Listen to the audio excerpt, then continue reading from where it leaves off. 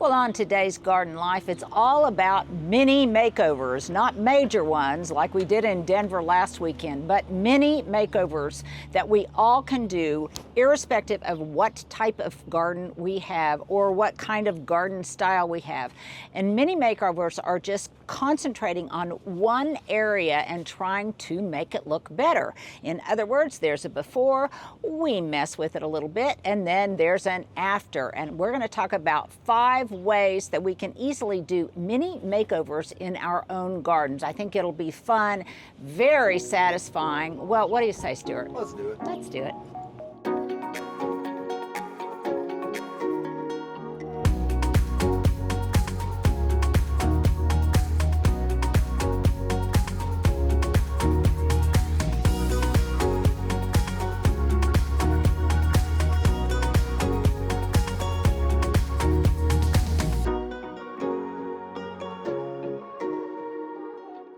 Okay, so my first mini makeover tip, I've mentioned this many times before, but let's look through the lens of a before and after.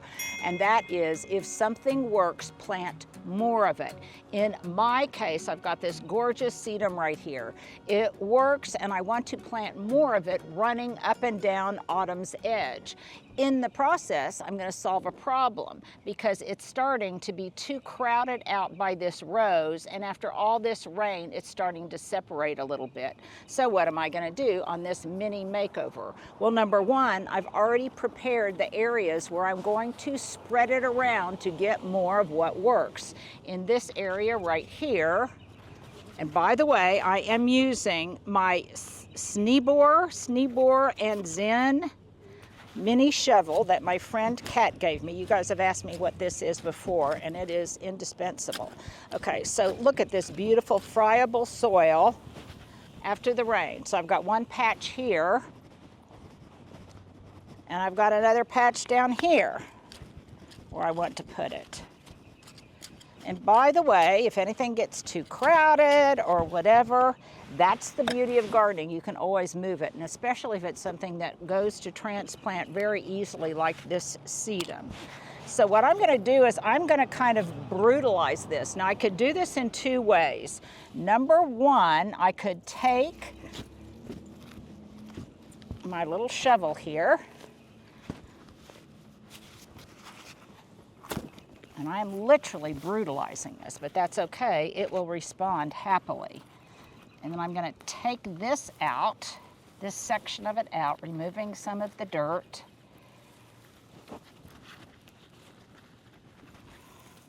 And I'm going to relocate it over here. Now, I had mentioned before that I want these to start spilling over the edge. And when I planted them originally, I probably planted them a little too far back. In this case, I'm going to remedy that and do a mini makeover by just plucking it down in this new spot. Now, it will complain for a little bit. It will get, a little bit wilted, but it will come back. Would I do this with every kind of plant? No, I would not, but I happen to know that sedums can really handle this kind of tough moving and tough relocation. Yes, Stuart, you've got a question. Well, it seems like you've done something I remember you doing a lot in the past, and that's angling it out since you wanted to go out over the edge. Right? Yes. And you can't do that with a plant like a seed, obviously, or a small plant. No. This is when you can do that. Yes, right? I can orient it to the way I want it to grow.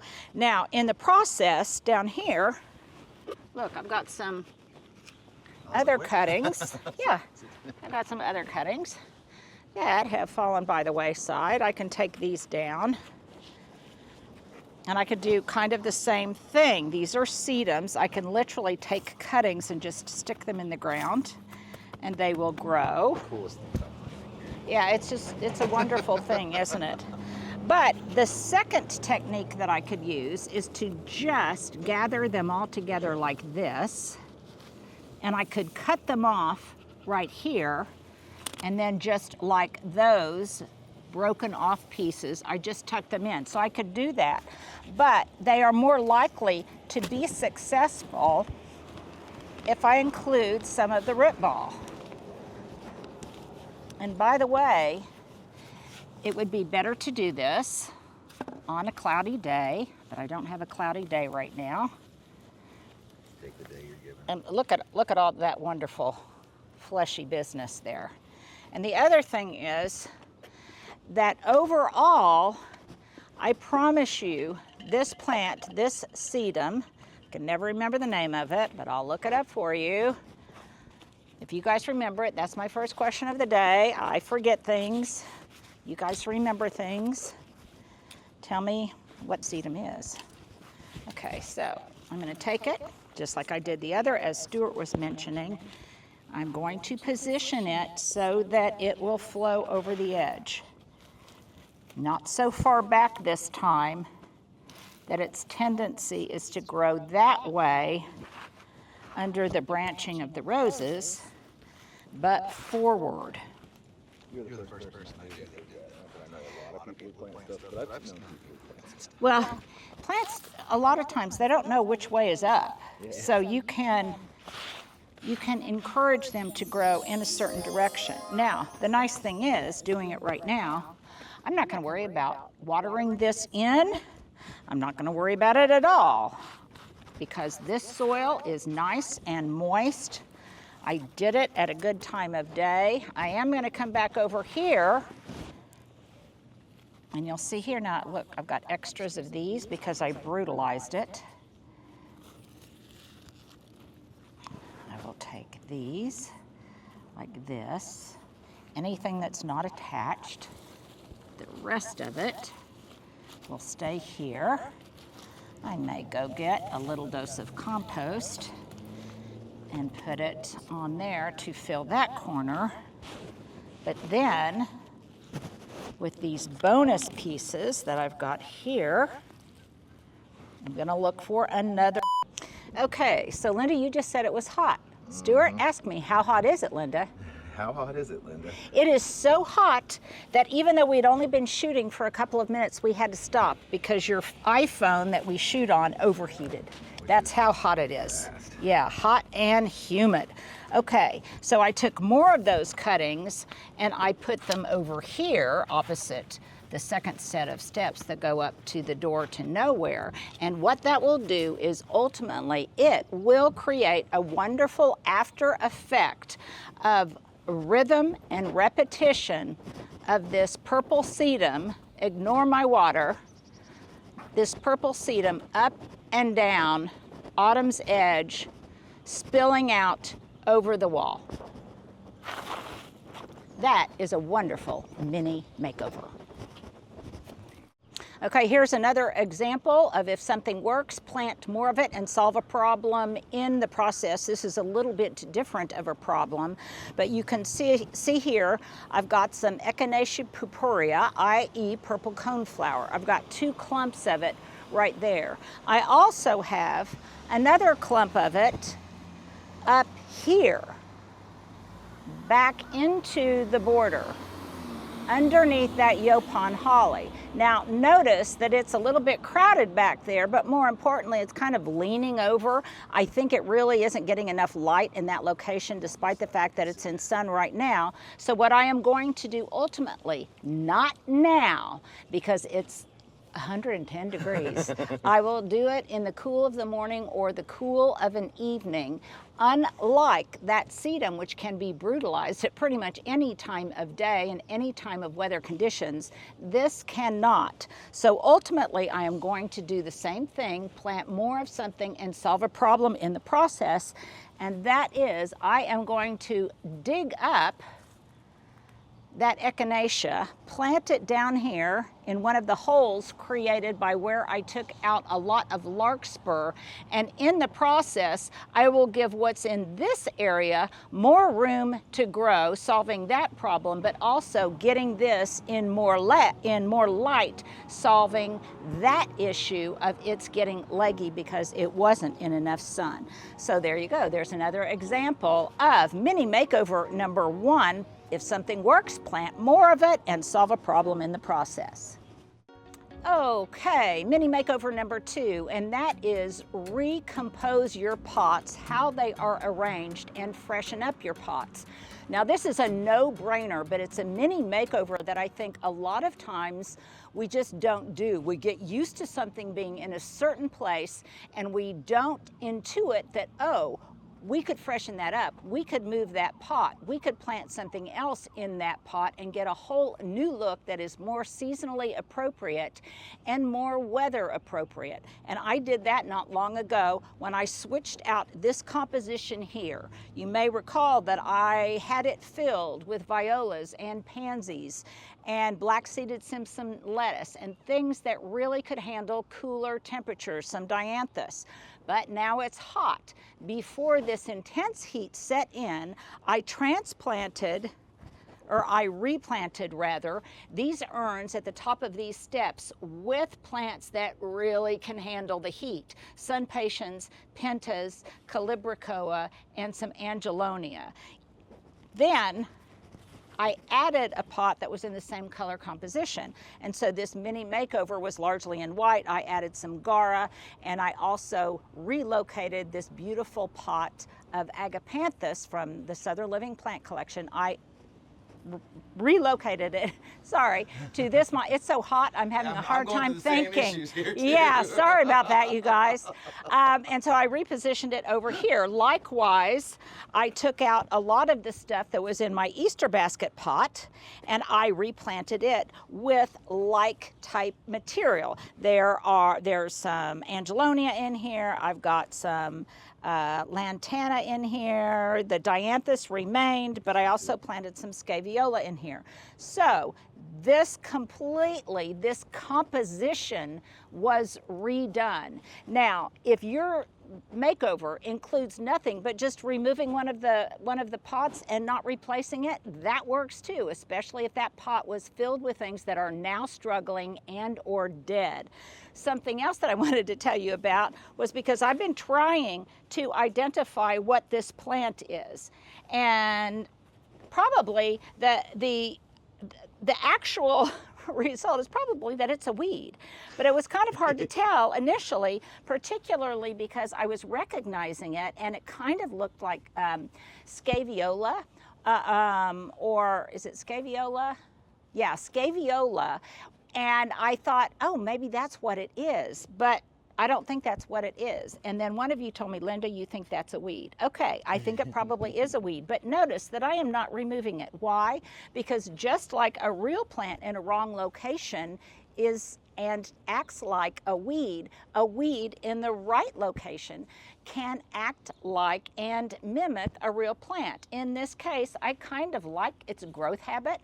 When I am tired of its growth habit or it goes to seed and I don't want more of it after I see what it actually is, then I will just snip it off at the base and try not to disturb the rest of the composition. When we come back, let me show you some other things that I replanted to be more seasonally appropriate and gave a really fun makeover. Okay, the second part of this mini makeover, rethinking your container gardens. We're going to start out by shooting in the shade, because not only is it extremely hot, but the humidity is extremely high with all the rain we've been having. So just to give Stuart's camera a little bit of a break and ourselves a little bit of a break, this is where we're going to start out. So shoot my new pots, my new planted pots at the bottom of the railing. Now what I removed, and Stuart right here, I'll send you a picture of what was in here previously, but both of these had a lot of bacopa in them. They had some pentas in them that were kind of struggling, and they also had lots of pansies and violas, none of which were performing very well anymore. The bacopa actually was doing fairly well, better than I expected. It looked pretty good, but I know that as of today, with this heat, it would have gone south quickly. So yesterday, I repotted both of these planters, and this is kind of a risk for me. This is a combo I haven't done before, and I'm having a vision of it, and that vision is basically premised on the growing habit of this mandevilla vine. In each one, I planted 2 4-inch pink mandevilla and one white mandevilla. You can see I did the same there and over here. I positioned the pink ones so that ultimately it will climb and weave not only around the spines of this egg-shaped tutor, but also I have clipped it, you can see, I didn't notice till now, to the railing right there. Eventually you won't even see the clip, and as the vines mature, I am hoping that they weave in and out of the railing. Again, I'm not sure what it will actually do, but that is my vision. I also have some white lantana in here that will echo this white, but in a completely different textural look. And then I've got some pink pentas in here that I just replanted, deadheaded them, and positioned them symmetrically in both pots. Then in the center, I anticipate it will get huge, and I planted 2 4-inch asparagus ferns in the center. All of these plants, man, are they light, heat, and some of them drought tolerant, though I'll probably be watering them every day. But I am hoping with this south exposure they will really flourish and they will continue to grow and hopefully manifest the vision that I have for them. Give me your thoughts on that, if you think it will really work or if it's going to be a dud. If it turns out that the vines don't do what I want, or if the pentas get too overcrowded by the asparagus fern, well, that's my fallback. At least I know the asparagus fern will thrive, as will the lantana. And not only that, even if it's the only thing remaining in the composition, it will get so big and so happy here that I'll be satisfied with that, even if it thugs out the other things. But here's my second question of the day. What do you guys think? Okay, even a cottage garden, which is by nature an overgrown look, very whimsical, very packed in bloom, even a cottage garden needs editing to make it over to something that's more presentable in the summer months. And I'm indeed doing that as I slowly but surely pull out practically all of the larkspur and the foxglove that have already bloomed and are now going to seed. So here's the before of this composition right in here. These were beautiful hovering plants that I loved, but now they're done. And so I'm going to pull these out. I'll save the seed, but by pulling them out, I now no longer have the messy look. And some of you are saying, oh, Linda, it broke my heart that you didn't offer some of the larkspur you pulled out to your neighbors. Well, by the time I would have found a neighbor who wanted it and gotten it to them, trust me, the larkspur wouldn't have been worth having. So I just continue to pull this out. In the process of doing this, I am neatening that up, but look over here. I have all sorts of seedlings of this Husker Red Penstemon, which will now have more room to grow. I also have over in here, what do I have? I have some more sage, or East Friesland sage, different kinds of sage that I've cut back. The butterfly bushes, butterfly candy will get more light. And this whole area will look tidier. Now, it's also very satisfying to do this right now. You can see I'm doing it just with one hand because now's the perfect time to do it because the soil is just so moist. Any remaining flowers on the larkspur in this heat would probably expire in short order, so I don't feel too bad pulling all of this out.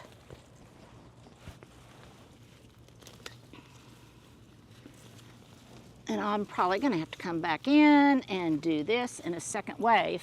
But you can see in here all of these seedlings that now have more room to grow, more room to flourish. And by editing these things out, I am making room for more beauty.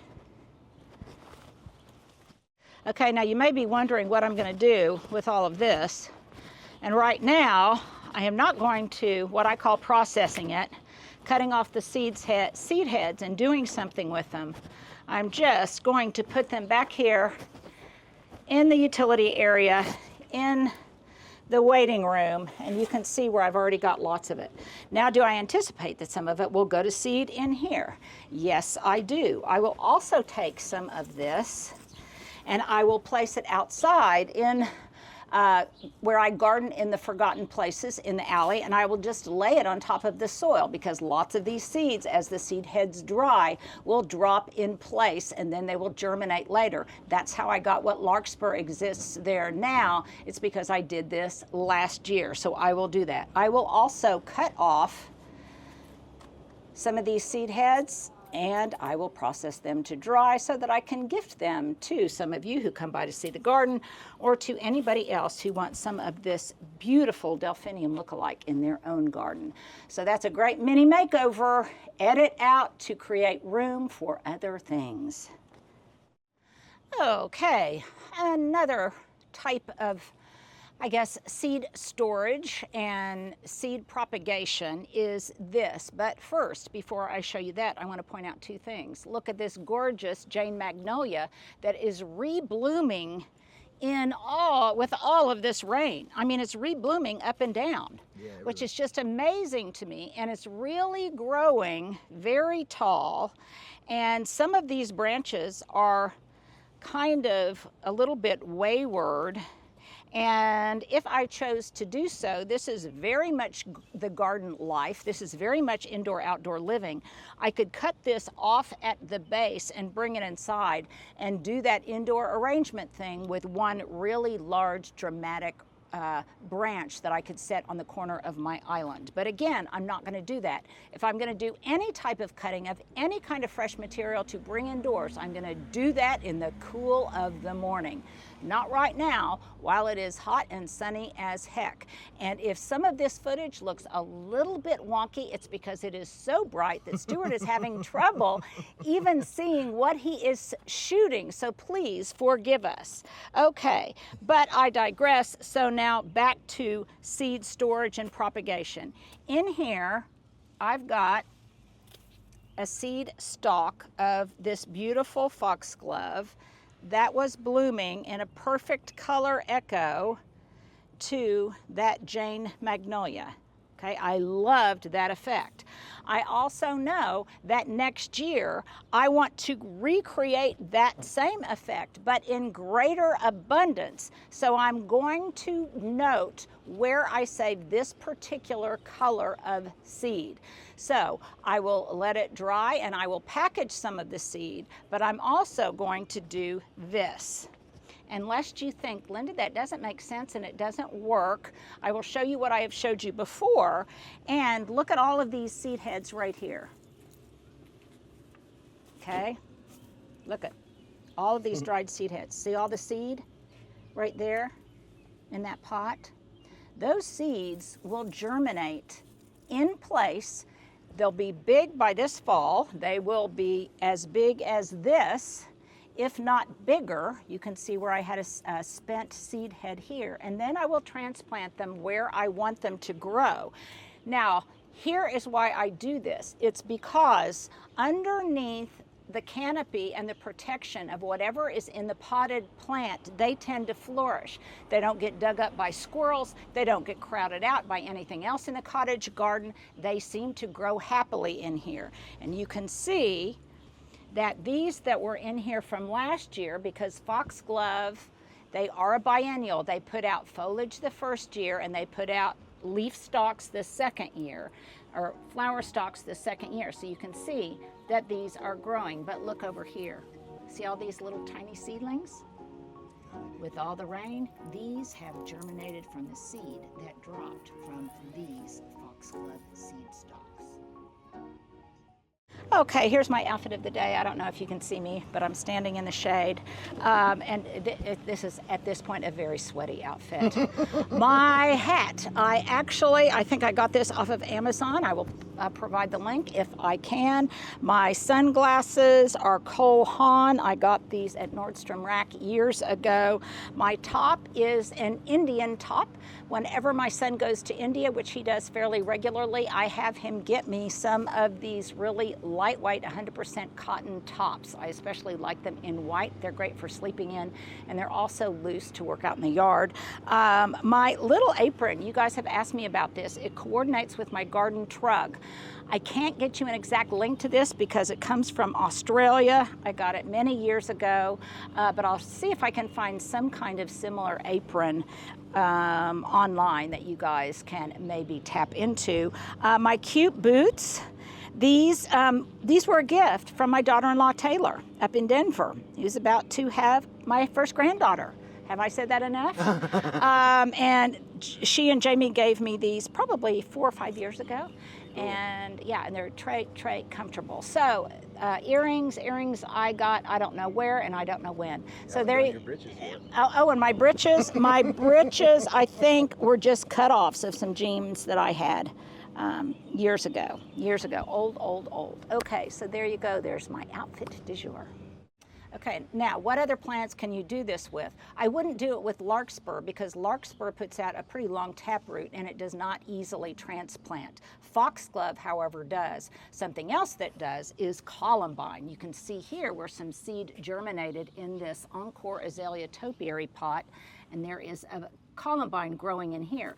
Consequently, since I knew I already had columbine in here, I put some of the purple columbine that was going to seed in this same pot in hopes that I will have more purple columbine to transplant this fall. If you want to see another example of that, look right here. That better boxwood in that pot right there is just filled with pretty large foxglove that will get transplanted. Not now because it's too hot, but this fall, and I will be able to control them by planting them exactly where I want them to go. So editing out often leads to other opportunities and makeovers, not only now, but in the future. Okay, this next makeover I'm going to call prune it, shape it, style it, or spritz it, depending on what needs to be done. This is Stuart's beloved. What is this, Stuart? Chinese snowball viburnum. It sadly did not bloom this year, but I anticipate blooms next year. What it has done is started to provide a little bit of shade, doing exactly what I want it to do, being a small tree that will ultimately cascade across the sidewalk and cascade across this a little bit. What I want it to do is cascade. I don't want it to be an impediment to move up and down this path. So I am going to prune it a bit, namely this one. Now I can prune this all the way back. I can prune it to a section, but in this case, because I know it's going to start growing pretty quickly, I'm going to prune it back all the way to the main trunk, like butter, baby, using my beloved Works battery-operated pruner that you guys say that I need to get for my son, Jamie. Now, before I get him any more tools like this that are a little bit more on the pricey side, he has to demonstrate to me that he will use them, because I got the Works mower and he didn't use it until I got there and kind of put him to shame. But by the way, he's thrilled about his new landscape and is really having fun with it. I bet it looks so nice. Yeah, I bet it does too. We will go back and look at it again. Okay. Oh, here's something else I wanted to tell you all. This kind of thing was not a thing when I was a young newlywed, a young mother. I bet it wasn't a thing, Stuart, when you were a young father. And my kids now are on something called a baby moon. So this is another question of the day. Have you heard of baby moon? And it is when the parents go on their last one-on-one solo trip together as a couple before the baby arrives. Like a honeymoon, but it's a baby moon. It's a baby moon. I like that idea. Yeah, I think it's pretty nice, and they are very excited about it. It'll be 18 years before they can do it again. Yeah, before they can do it again. We both know this, don't we? And we're thinking, oh, isn't that so quaint? And of course they think, as I did, that their lifestyle was in any way going to be changed by a baby. But we all know better. Those of us that are parents, we know better. Okay, so in this process, of cleaning it up. This is all I'm doing. I am being careful not to cut off my finger. And I'm just kind of cleaning this up. This will make this look a little less overgrown, which, as we know right now, everything in Oklahoma City is looking a little bit overgrown because of all the rain we have had. And I want this to provide a little bit more structural beauty in the architecture of its limbs and the way it looks, primarily from a distance. So, prune it, shape it, style it, and this will give me a more beautiful makeover of not only this small tree slash large shrub, but it will also have a makeover that is enduring into next year when it indeed does bloom, and it won't look messy. It will just look like a well-pruned small tree. Okay, Stuart, so glad to be over here in the shade, as am I. An update on a couple of things. My sweet peas continue to put out blooms, and I am over here to cheerlead them on to bloom quickly, because with all of this heat, the plant itself is not going to last long. So I want it to bloom its head off before the plant kind of cries uncle, calls it quit, so that I can bring some of these blooms inside. Another update. Day 5. Day 5 on my manicure with all of this gardening, not a chip to be found. Thumbs up to this Essie nail polish. This is not a sponsored post, just an enthusiastic endorsement. Okay, something else in this category. And I said, prune it, style it, shape it, or spritz it. Now's the time you want to look for spider mite, for grasshoppers, for leaf miners, for anything like that.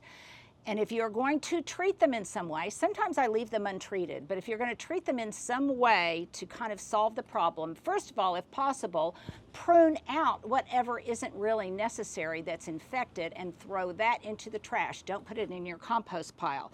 But if it does need to be sprayed, use something like an insecticidal soap or neem oil and spray it in the morning in the shade. Even better, maybe in the cool of the evening in the shade when there's not a lot of wind. Be very targeted about it so you don't kill any beneficials, because even though neem is organic, it can still harm beneficial bees and such. So be very, very targeted, not on a windy day, and definitely not on a bright, sunny, hot day where it can really mar the foliage. Lastly, I want to show you something that you've commented on, and you said, Linda, why do you have your hoses running like this? Well, these are my favorite hoses, by the way. And yes, I got another one to replace it because one of them has a bubble break in it. That is operator error, not the hose's fault. I turned it off at the nozzle, but I didn't turn it off at the faucet, and it was under constant pressure for about a week. Oh, wow. So I don't blame it for bursting its gasket. So I'm replacing it with another one. But the other reason I discovered is that these hoses are so long and this passage is so long that all I have to do is just, instead of winding up, rolling up, curling up, or hanging my hose any place where it would be also visible and also could potentially cause some kinks. So that's not that much of a problem with this hose. Instead, I just walk it up the alley where it remains straight. And then when I'm ready to use it, I just walk it back the other way. So this one goes that way, and that one goes this way, up and down the alley. Now, if I have visitors, I just push it over to the edge where nobody will trip on it, or more likely, I just will roll them up and get them out of the way. Right here, you can see here, I probably still have this under some kind of pressure because I didn't turn it off, or there was enough water in the line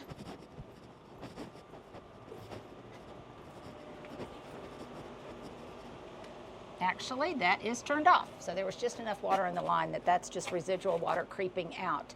A number of you noticed that my glass tabletop was back. That's because I took the wooden tabletop off because it needs some repairs, and now I'm just enjoying the glass tabletop.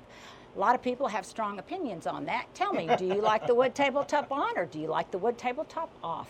Inquiring minds want to know. When we come back, we'll talk about my tip number 5 and a mini makeover that you can do in your own garden.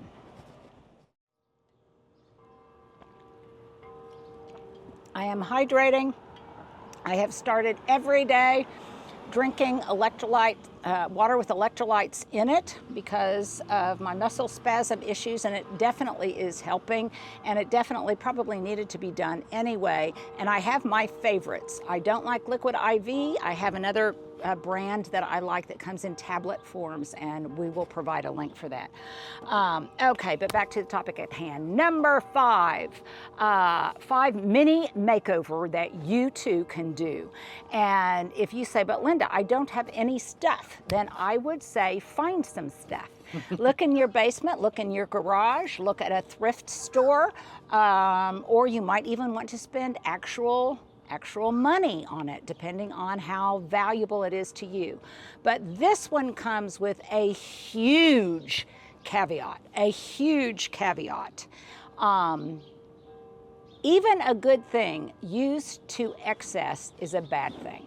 And you want to make sure that in your use of garden ornament, you don't get so much stuff out there that is distracting. You want the garden itself to be the star of the show, and you want your garden ornaments to enhance, bring attention to, but not detract from the beauty of all of the plantings, particularly the flowers.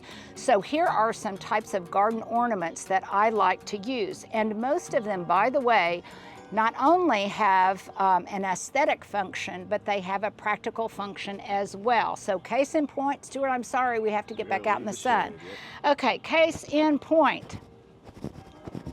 And I'm sorry, I can't really tell you where to get these egg-shaped tutors. I would look at local garden centers. I would look at thrift stores. You might be able to find something that mimics it. You might be able to make your own.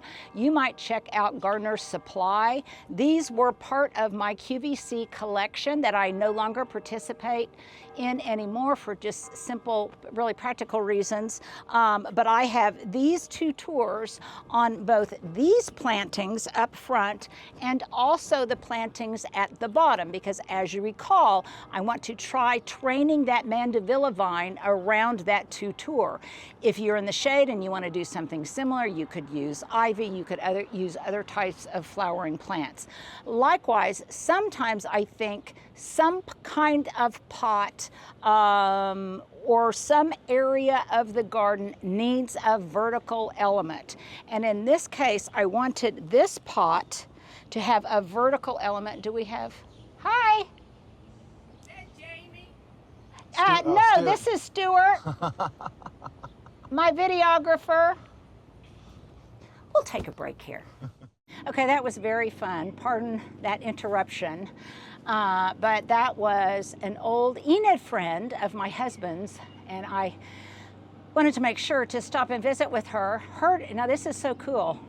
Her daughter lived on 39th Street in Crown Heights when I lived on 40th Street, and we were friends, and I haven't seen her in a long time, but I love this. She and a girlfriend just climbed Kilimanjaro, and when they got to the top, they held up the Thunder flag and the OU flag. And the guys had to say, okay, you guys are taking too much time. So anyhow, I think that is just so cool and really an impressive way to show your Thunder support. So let's get back to, you can tell I'm out of breath and very hot. So let's get back to the matter at hand, and that's garden ornament. So I was talking about a vertical element. So I thought that this scented geranium really needed something to give it some verticality and kind of mimic the verticality of this large Eugenia topiary. So even though it technically doesn't have anything climbing on it, I like the look. I like the look of this being very simple at the bottom and this a very simple, different kind of profile at the top. Likewise, for practical purposes, sometimes you guys have asked, what are these in my garden? And these were also part of my QVC line Most of them are in black. They came in different colors, but they provide support to some tall growing plants here in the garden. And in this case, I need to move it over a little bit. In this case, it's some cleome and some of this Verbena bonariensis. So in this case, it supports tall growing plants.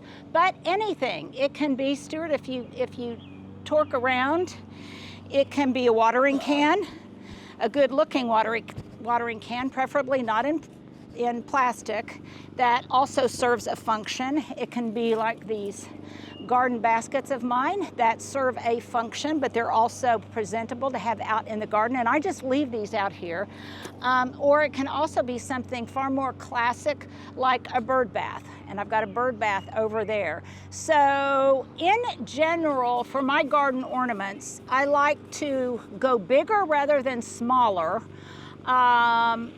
Put them in a place of high impact and try not to go overboard on them, because it's easy to do, because you can see something in isolation and really like it, but if you get too many things in isolation and put them together, it can look a little cluttery.